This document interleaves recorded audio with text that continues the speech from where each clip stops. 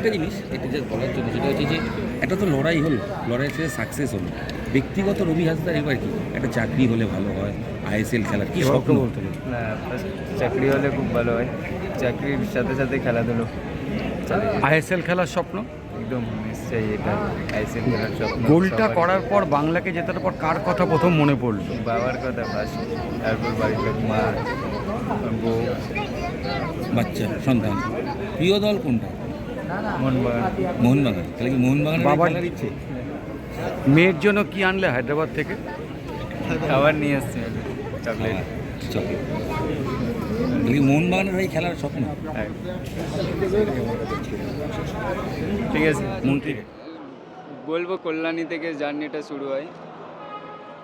কল্যাণী খুব ভালোভাবে কেটেছে, তারপর হায়দ্রাবাদ যায়, হায়দ্রাবাদ গিয়ে নিশ্চয়ই খুবই ভালো কেটেছে আমাদের জার্নিটা। শেষ মুহূর্তে তোমার পা থেকেই গোল, আর তারপরে ওই সময় তোমার ফিলিংসটা কেমন ছিল? জামা খুলে সেলিব্রেশন দেখলাম।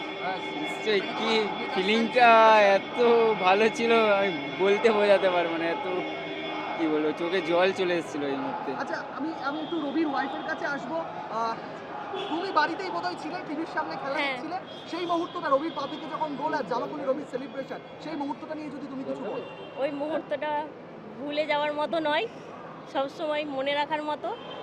এটা যেন সবাই মনে রাখে।